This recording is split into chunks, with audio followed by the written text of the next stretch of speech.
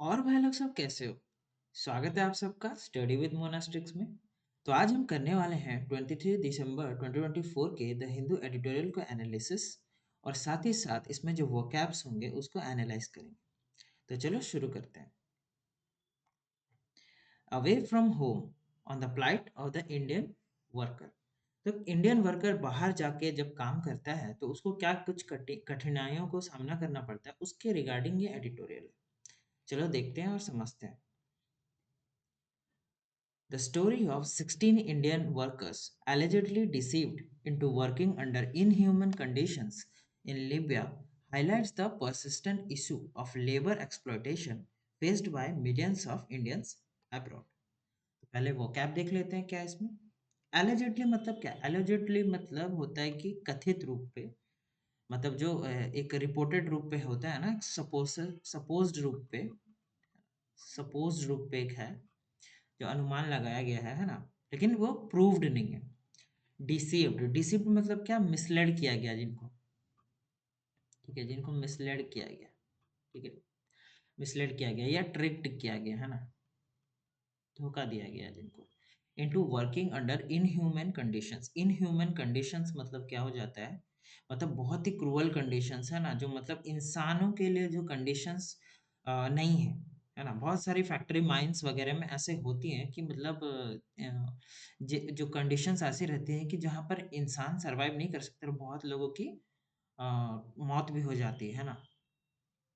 तो जो अमान्य मतलब परिस्थितियां रहती है वो, ठीक है, जो क्रूअल एक्सट्रीमली क्रूअल या बहुत ही हार्श सिचुएशन है ना, बहुत गर्मी बहुत ठंडी या फिर जान जाने की जो जिसमें जोखिम रहती है, तो वो वैसा सिचुएशन इन लिबिया। कहाँ पर? लिबिया, ठीक है। Highlights the persistent issue. Highlights मतलब क्या? ये एक रोशनी डालती है, ठीक है, अटेंशन डालती है, अटेंशन डालती है इसमें।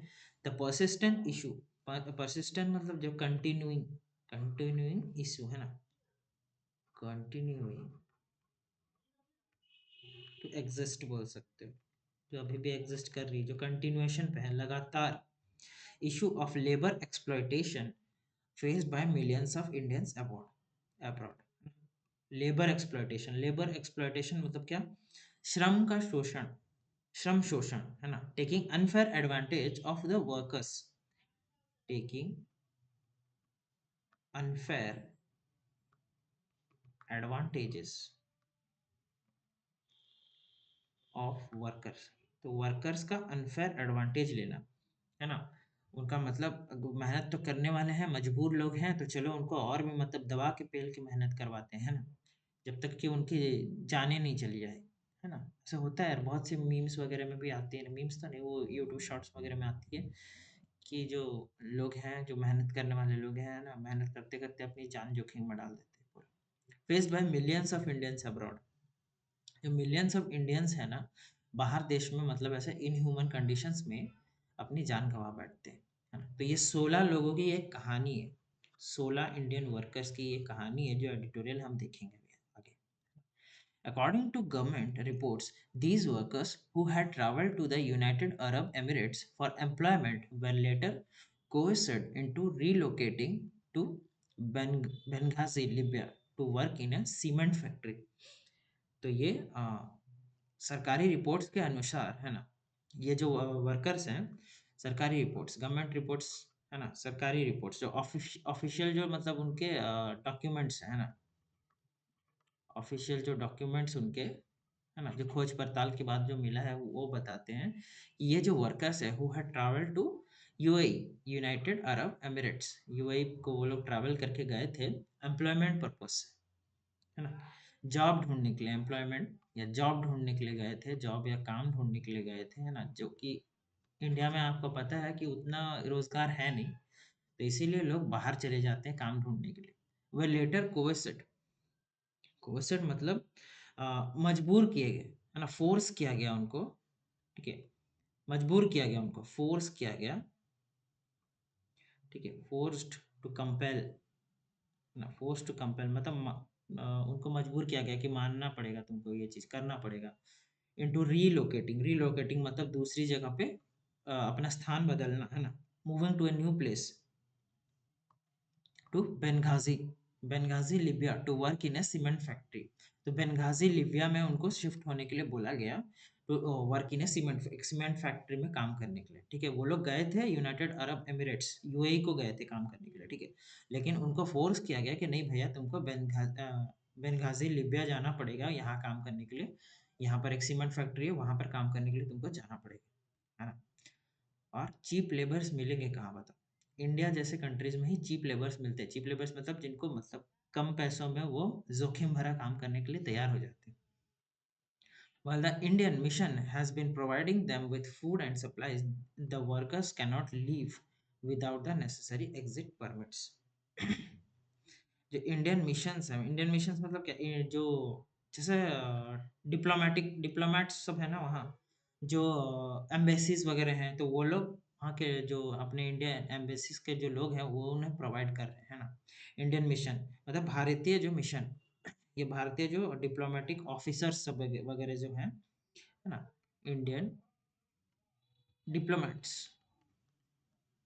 डिप्लोमेट्स या दूसरे देश में जो अपने देश के जो लोग हैं वो सब है ना, एम्बेसडर्स वगैरह सब, has been providing them with food and supplies, तो उनको खाना पानी प्रोवाइड कर रहे हैं ना, खाना पानी वगैरह नेसेसरी जो चीजें हैं वो सब प्रोवाइड कर रहे हैं। The workers can not leave without the necessary exit permits. Exit permits मतलब, एग्जिट परमिट्स मतलब तुम बोल सकते हो जो परमिशन, वो परमिशन जो मतलब देश छोड़ना, है ना, permission to leave the country, देश छोड़ने की अनुमति उनको नहीं है। कहाँ से? लिबिया। वो लोग अभी कहाँ पर हैं? वो लोग अभी लिबिया में हैं, है ना, फंसे हुए हैं, है ना, फंसे हुए हैं वो लोग। तो इंडिया के जो एम्बेसी के जो लोग हैं, इंडियन डिप्लोमेट्स हैं, उनको ऐसे सप्लाईज वगैरह, खाना पानी वो सब प्रोवाइड तो करा रहे हैं, लेकिन उनको देश छोड़ के अपने वतन पे लौटने की जो मतलब परमिशन अभी तक नहीं मिली है ना, इसीलिए वो लोग वहीं पर फंसे हुए हैं। This incident is far from isolated, this incident, ये जो घटना है, ये जो इवेंट है ना, ये जो इवेंट है, is far from isolated. Isolated मतलब क्या? जो मतलब सेपरेशन या क्या बोल सकते हो, अलोन या रेयर रहना, है ना, ठीक है, अलोन रहना, जो अलग अलग रहना, है ना, पूरा मतलब जो बंदिश होके रहना, इससे भी बहुत ही अलग है, बहुत ही मतलब फार है ना। In June a fire at a labour camp in Mangaf Kuwait claimed the lives of at least 40 Indians. तो जून महीने में क्या हुआ था, एक फायर, एक आग लग गई थी at labour camp in Mangaf, Mangaf Kuwait में। तो ऐसे इंसिडेंट्स होते रहते हैं, और जो बाहर के देश के जो लोग हैं ना उनको आगे ढकेला जाता है, वो ताकि अपनी जान गंवा सके, है ना। तो कुवैत में मनगैफ, मनगैफ कुवैत में 40 इंडियंस अपनी जान गंवाए, है ना। क्लेम्ड मतलब क्या? अपनी जान को गंवाए, जोखिम में डाले, ठीक है। क्लेम्ड द लाइफ्स मतलब क्या? Caused to death, caused to death, उनकी डेथ हो गई भाई, है ना, अपनी जान को गंवाए वो लोग। Prime Minister Narendra Modi's recent visit to Kuwait has brought attention to the plight of Indian workers, particularly those in labor camps. ठीक है, तो प्राइम मिनिस्टर नरेंद्र मोदी अभी रिसेंटली विजिट किए कहाँ पर? कुवैत में। Has brought attention to the plight, मतलब plight मतलब क्या? प्लाइट मतलब तुम बोल सकते हो जो डिफिकल्ट सिचुएशन, है ना, जो डिफिकल्ट सिचुएशंस जो वहाँ पर क्रिएट हो रही है, जो डिफिकल्ट या हार्श, जो खराब दुर्दशा जो उनकी हो रही है ना, of Indian workers, particular those in labour camps. तो वो जो लेबर कैंप्स में जो लोग हैं ना, उनकी जो दुर्दशा हो रही है, उनकी जो मतलब खराब स्थिति हो रही है, तो ये किसके अटेंशन में आई है? प्राइम मिनिस्टर नरेंद्र मोदी के अटेंशन में आई है ना, उनका ध्यान वहाँ गया है, ठीक है। पर्टिकुलरली मतलब यहाँ बोलने का मतलब क्या है? स्पेशली, है ना, विशेष रूप पे, स्पेशली विशेष रूप पे, है ना। आगे देखते हैं। Despite mister Modi's acknowledgement of Kuwait's support for its over 1 million strong Indian community, the dangers faced by Indian workers remain a concern. तो डिस्पाइट मतलब, despite, in spite, mister Modi acknowledgement, mister Modi की जो एक्नॉलेजमेंट है ना, एक्सेप्टेंस है, या फिर बोल सकते हैं रिकॉग्निशन है, स्वीकृति है ना, स्वीकृति है, रिकॉग्निशन है,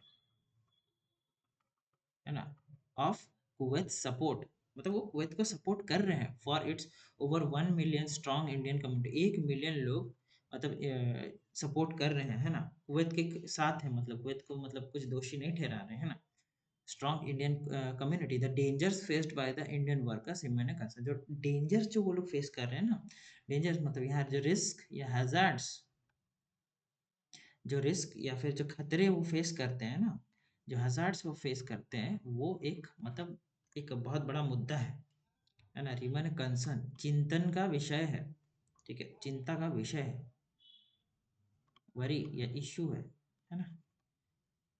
तो according to Ministry of External Affairs, there are around 13 million Indian nationals abroad with most in the Gulf countries. तो 13 मिलियन लोग इंडियंस, 13 मिलियन जो इंडियन हैं वो कहाँ पर है? गल्फ कंट्रीज में है ना, या यूएई वगैरह, दुबई वगैरह, जहाँ पर मतलब तेल वेल की उत्पादन होती है, तो वो कंट्रीज सब में है ना। मिनिस्ट्री ऑफ एक्सटर्नल अफेयर्स जो अपनी विदेश मंत्रालय है, वो वो कहीं ना कहीं बता रही है उसके रिपोर्ट के हिसाब से कि 13 मिलियन इंडियन नेशनल्स जो हैं वो बाहर जो देश में है वो गल्फ कंट्रीज में ही है ना, वो गल्फ कंट्रीज में। These workers who lack eligibility for citizenship in their host countries contribute significantly to India's economy through remittances. About dollar, कितना डॉलर है? 111 बिलियन डॉलर इन 2022। तो ये जो मतलब क्या बोलते हैं, who lack eligibility for citizenship, ठीक है, मतलब लैक एलिजिबिलिटी मतलब जहाँ पर जो भी कंट्री में है वो, ठीक है, उनके पास राइट नहीं है उस वो देश का सिटीजनशिप लेने का, है ना, do not have the right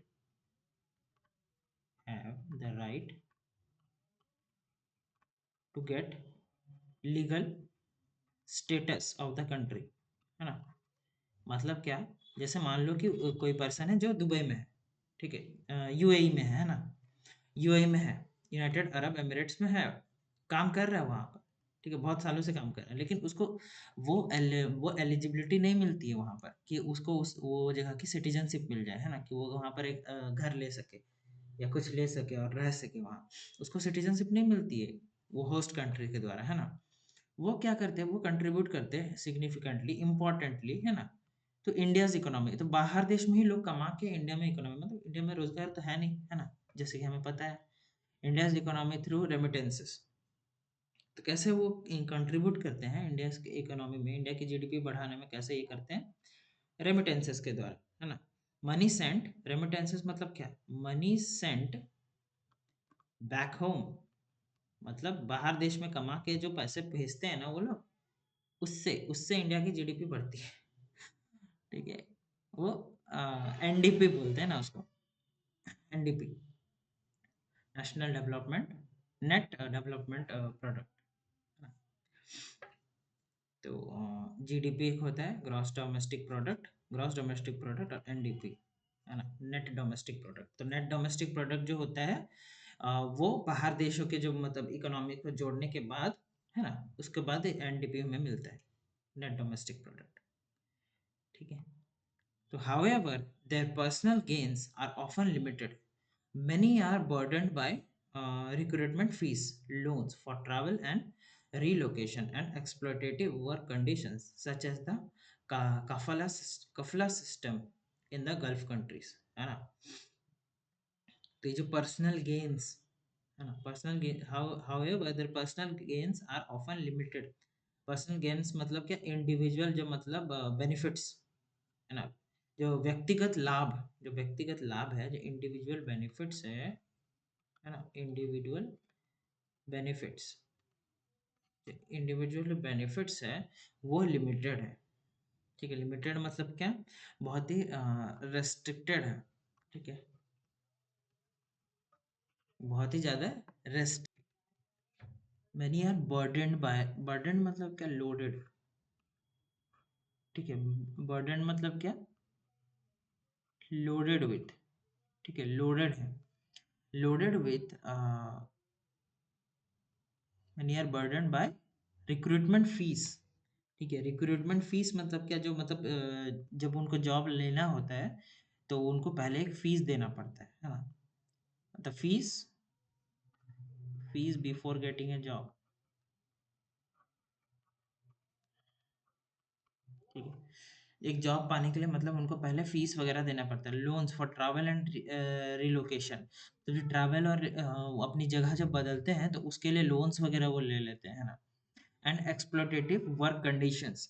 exploitative work conditions मतलब बहुत ही गंदे वर्क कंडीशन है ना। जो वर्क कंडीशंस होते हैं, टेकिंग अनफेयर मतलब एडवांटेज उनका लोग लेते हैं ना, है ना।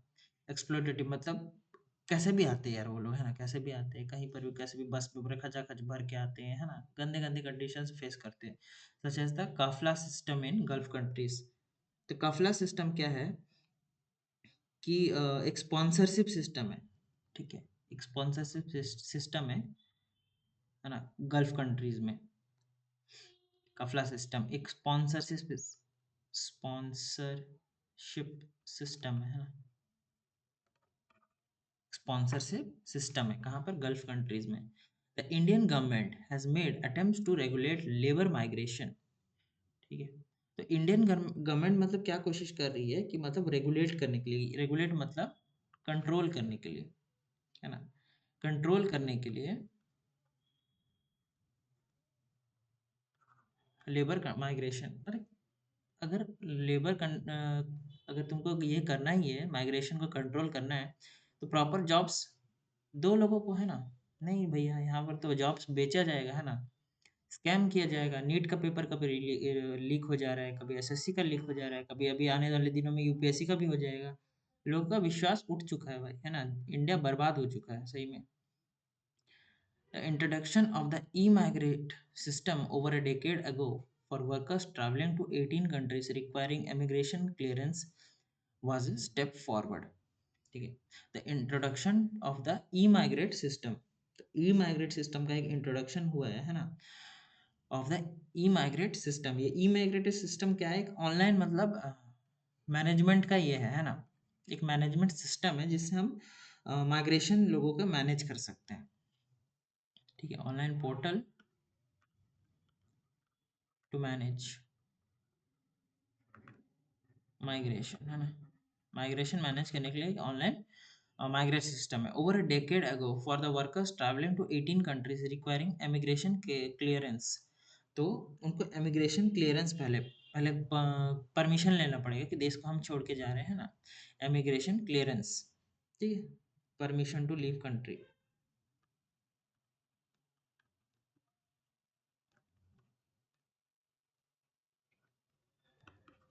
Was a step forward. तो 18 देशों में ट्रैवल करने वाले मतलब वर्कर्स के लिए एक डेकेड पहले मतलब 10 साल पहले ई माइग्रेट सिस्टम का इंट्रोडक्शन हुआ था, जो मतलब एक बहुत ही मतलब प्रगतिशील कदम था। ठीक है, बहुत ही मतलब एक अनरेवलिंग मतलब कदम था, है ना, एक स्टेप फॉरवर्ड था। However, labor contractors and agents operating in international networks often circumvent these safeguards। ठीक है, जो लेबर कॉन्ट्रैक्टर्स वगैरह होते हैं, ठीक है, लेबर कॉन्ट्रैक्टर्स मतलब जो लोग हायर करते हैं, people who hire,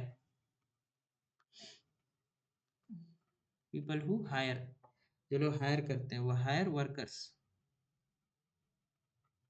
and agents operating in international networks often circumvent मतलब क्या, अवॉइड अवॉइड करते हैं दीज सेफ गार्ड्स। तो जो सेफ गार्ड्स वगैरह हैं मतलब अवैध तरीके से उनको ले जाते हैं, है ना, उनकी सेफ्टी को बरतते नहीं है। तो जो इंटरनेशनल नेटवर्क्स में जो लोग रहते हैं, जो हायर करते हैं, अच्छी अच्छी बातें बोल के उनको ले जाते हैं, तुम्हारा ये होगा, तुम्हारा गाड़ी होगा, है ना, घोड़ा होगा बोल के ले जाते हैं और अम्मा बजा देते हैं उनकी, है ना, these safe guards. Safe guards मतलब क्या, प्रोटेक्शंस। ठीक है, protections. Moreover, these protections do not extend to non-ECR countries such as Israel and Russia, where Indian workers have faced dire consequences, including death in conflict zones.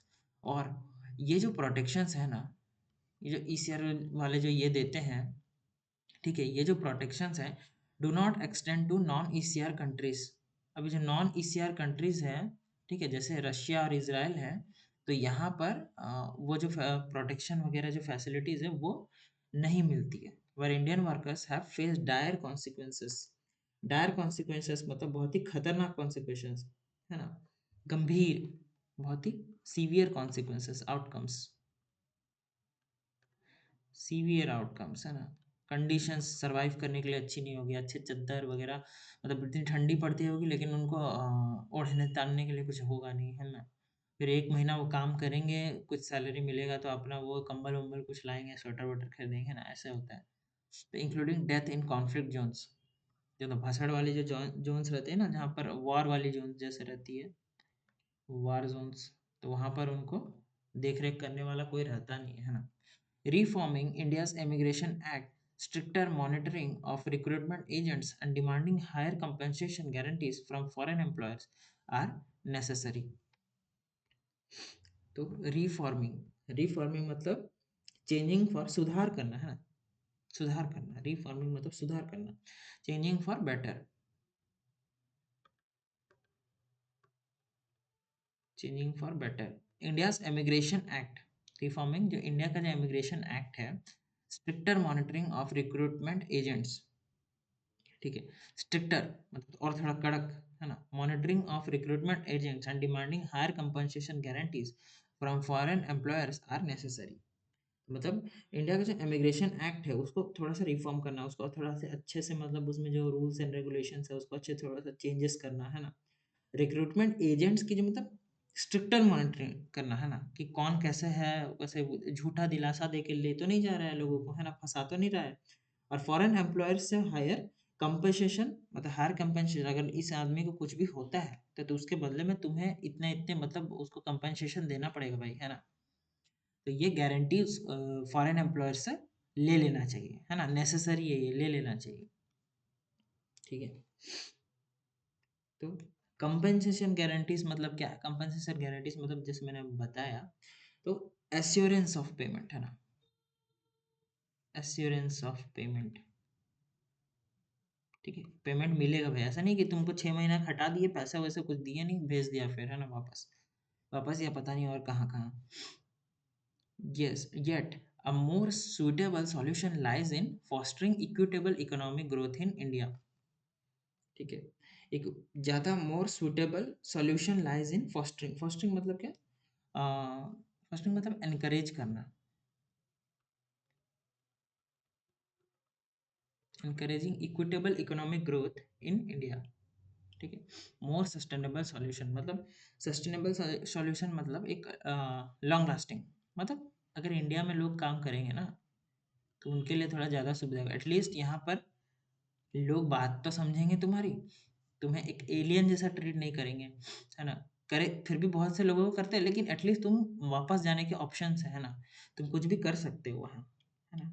तुम्हारी जो currency है वो same है, तुम्हें पता रहेगा एक्चुअली, हाँ भाई अपना ही देश है ना? Equitable economic growth in India, ठीक है? इक्विटेबल इकोनॉमिक ग्रोथ मतलब क्या? इक्विटेबल इकोनॉमिक ग्रोथ मतलब fair and balanced,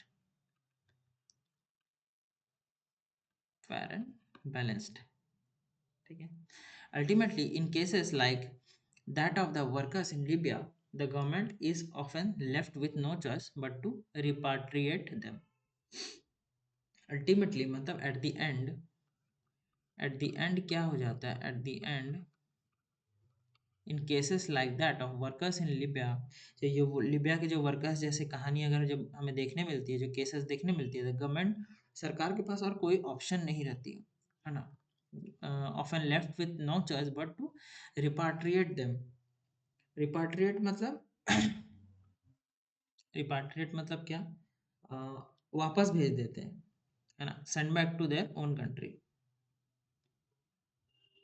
send back to one's own country, ठीक है? ऐसे कंडीशंस में अभी लोगों को, अभी देखो हम मजबूरी से जा रहे हैं किसी देश में काम करने के लिए, है ना? अपने घर का कंडीशन खराब है तो हम मेहनत मजदूरी करने दूसरे कंट्रीज में जाते हैं क्योंकि हमें ज़्यादा पैसा मिलेगा वहाँ, है ना? वो जब कन्वर्ट होके आएगा पैसा तो हमें ज़्यादा पैसा मिलेगा, इसलिए जाते हैं। अब ऐसे ऐसे इनह्यूमन कंडीशंस वगैरह बहुत बहुत कुछ हो जाता है ना? तो उसके बाद मतलब अभी वो देश मजबूर होके क्या करता है कि जाओ भाई अपने कंट्री। अभी वहाँ पर भी लोग ये नहीं करते, यहाँ पर भी उनको कुछ नहीं मिलता तो कहीं के नहीं रह जाते वो लोग, है ना? लास्ट में कहीं के नहीं रह जाते। मतलब अपने कंट्री में मिलता है, लेकिन इनकम ज़रूरी रहता है ना। अचानक से जब इनकम मान लो एक किसी की 1 लाख रहेगी, जैसे दुबई जैसे ये जगह में, वहाँ पर 1 लाख रहता है, और सपोज़ जैसे फिर बिहार में, दुबई से फिर बिहार में आ गए, है ना? तो फिर यहाँ पर 5,000, 6,000, 7,000 ऐसे कमाएँगे, 1 लाख से 7,000 तो कैसे होगा? है ना? वो घर वाले फिर बोलने लग जाते हैं ना, चाहे वो लोग तो समझते नहीं है। यार बहुत ही क्लोज़ली फेस किया, मैंने देखा है ये सब सिचुएशंस, इसलिए बता पा रहा हूँ। However, many return to a bleak future. For most, the harsh realities of life overseas still appear preferable. ठीक है? तो many return to a bleak future. Bleak future मतलब क्या? ब्लीक फ्यूचर यहाँ बोलने का मतलब है कि एक होपलेस, है ना? एक होपलेस, ग्लूमी, ग्लूमी मतलब सैड या होपलेस, ठीक है? जो फिर से लोग जब वापस आते हैं ना, तो वो एक ग्लूमी, एक होपलेस फ्यूचर में आ जाते हैं, है ना? अब कुछ नहीं बचा और जैसे, है ना? For most the harsh realities of life overseas still appear preferable, ठीक है?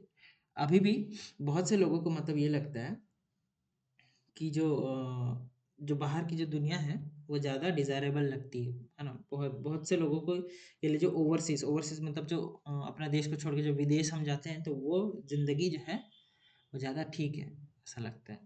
ठीक है? ये जो हार्श रियलिटीज़ है, ये ऐसा कुछ नहीं होता, बकवासबाज़ी है सब। बाहर जाके अच्छा खासा कमाओ, 1 लाख मिल रहा है, पैसे को देख के लोग मतलब भूल जाते हैं ना। जो हार्श रियलिटी, जो कठोर मतलब सच्चाई जो है ना, कठोर जो ट्रुथ्स, डिफिकल्ट ट्रुथ्स, लगता ही है ना भाई। अगर तुमको 1 लाख रुपए एक साथ मिलेंगे, चाहे तुम बोलोगे हाँ यार खट लेंगे हम, है ना? जाके मेहनत मजदूरी कर लेंगे, मिलता ही है उतना। Rather than merely celebrating the success of its diaspora, India must use platforms such as the Pravasi Bharatiya Sammelan to address the struggles of these workers. तो rather than merely celebrating, merely केवल, केवल, only celebrating the success of diaspora. Diaspora मतलब people जो प्रवासी हैं, है ना? People living outside their native country. It's diaspora. जो फॉरेनर से मतलब फॉरेन सॉरी, जो लोग मतलब एनआरआई है, एक टाइप से बोल सकते हैं ना, people living outside, outside their country, है ना? India must use platform such as Pravasi Bharatiya Sammelan to address the struggles of this workers. तो इंडिया को क्या करना चाहिए? इंडिया को ये जो है ना, ये इस्तेमाल करना चाहिए।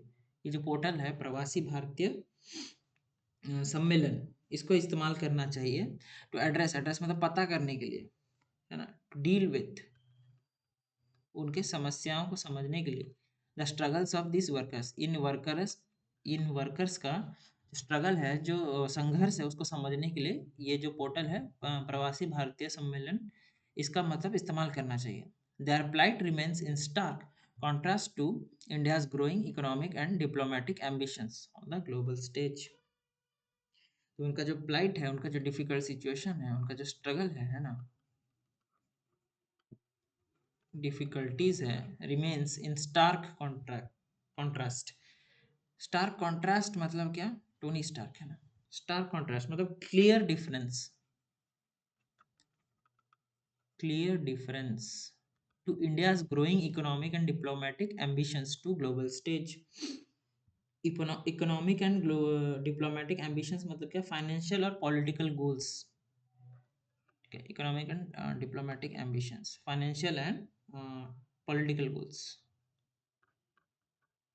Financial and political goals on the global stage, world wide, है ना? World wide, world wide.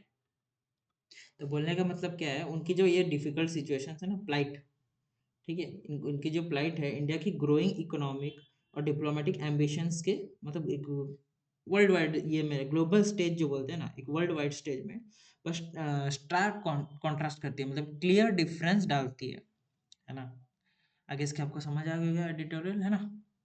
तो ये कुछ लोगों के संघर्ष के बारे में था एडिटोरियल, है ना।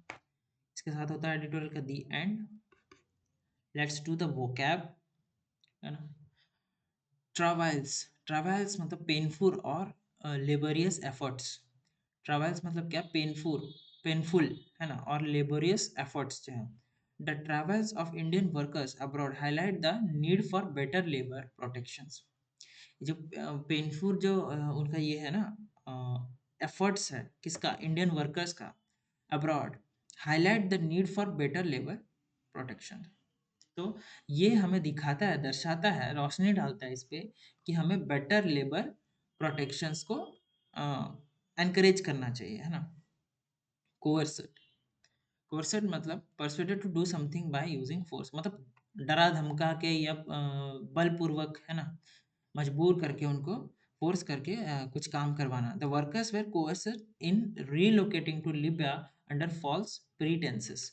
तो जो वर्कर्स थे उनको फोर्स करके, मतलब डरा धमका के, मजबूर करके, है ना, तो उनको रिलोकेट किया गया, उनको अपना जगह बदलना पड़ा। कहाँ से, यूएई से उन्होंने जगह बदला लीबिया को, है ना, लीबिया को अंडर फॉल्स प्रेटेंसेस। तो मतलब गलत गलत उनको गलत सलत बता के कि चलो भैया तुमको अच्छा वहाँ मिलेगा करके बता दिया, लेकिन वहाँ पर जो सीमेंट फैक्ट्री में कैसे कंडीशंस बहुत ही इनह्यूमन, बहुत ही गंदे थे, है ना। देखो, इनह्यूमन मतलब, इनह्यूमन मतलब जो इंसान के लायक नहीं हो, है ना, बहुत ही सफरिंग हो, बहुत ही मिजरी हो, बहुत ही क्रूअल हो, है ना, वो। The workers were subjected to inhuman conditions in the labour camp. तो वर्कर्स जो वो लोग सब्जेक्टेड मतलब क्या, फेस किए to inhuman conditions in the labour, जो लेबर कैंप में बहुत ही इनह्यूमन कंडीशंस, बहुत ही गंदे कंडीशंस उन्होंने फेस किए लेबर कैंप में, है ना। रिपाट्रिएट, रिपाट्रिएट मतलब उनको अपने ही कंट्री में वापस भेज देना। Send someone back to their own country.